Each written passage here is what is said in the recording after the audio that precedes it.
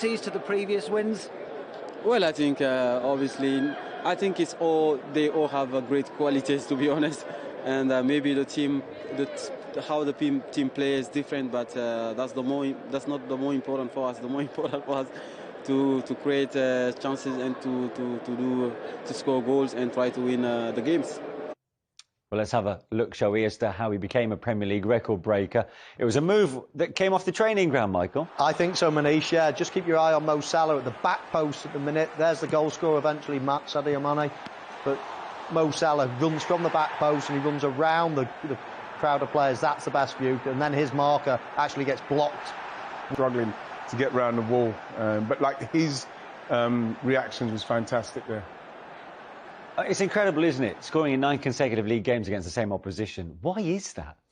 Well, it could be coincidence, but one thing is for sure that you turn up sometimes at certain stadiums and you fancy it. I mean, I used to enjoy going to West Ham, Newcastle, Anfield, and certain games. I used to go to Highbury, your place, Stamford Bridge. Just the goal felt like it was half the size. So I do think if you've had success at a club or a ground in the past, you do feel more comfortable going there. I'm not sure. Have you got any theories? But it's quite coincidental as well. Yeah. I don't know what it is.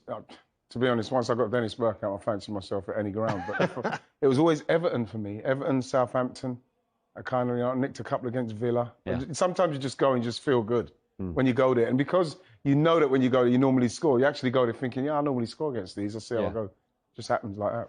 So Liverpool, with that 1-0 lead, couldn't breathe easy. Palace continued to ask questions. That's what made Mohamed Salah's goal, Liverpool's second, all the more important, because they needed this. Yeah, they did, because, like I say, Palace, we know that they wouldn't give up. We saw that against West Ham, but Riedewald there was really poor marking. You know, he's got... Playing for Leipzig, being brilliant. I'm desperate to see him do so well, but he is being a slow burner at the minute, so he's got to do more of that. Yeah, and with Manchester City dropping points, it means that Liverpool go 3 points clear. At this early stage, of course. I mean, something we mentioned at the top of the programme. Do they continue to go under the radar here, Liverpool?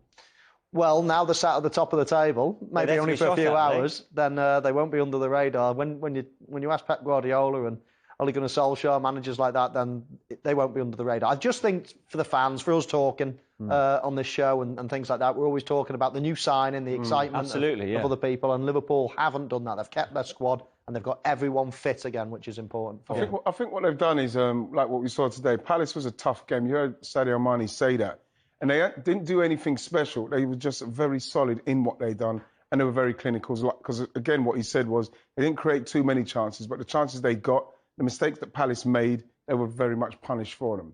They've got Brentford away, City at home, the next two. Pretty contrasting fixtures, but if they get to the Brentford game, of course, that Man City game is going to be huge, isn't it?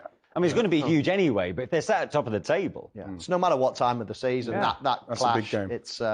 It's one of the big games of the season, isn't it? So, I still think that, well, Chelsea could have burst into that top two now. For the last few years, you can't discount them, Liverpool and Manchester City, hasn't it? So that's almost the big game at the moment. But now you just can't discount other teams now. OK, time for a quick break. We'll be going around the grounds when we come back. We'll be bringing you up to date with the 3 other games that have just finished in the Premier League. Late drama at the Etihad Stadium. And for Pep Guardiola and for Arsenal, well, it's back-to-back wins for Mikel Arteta.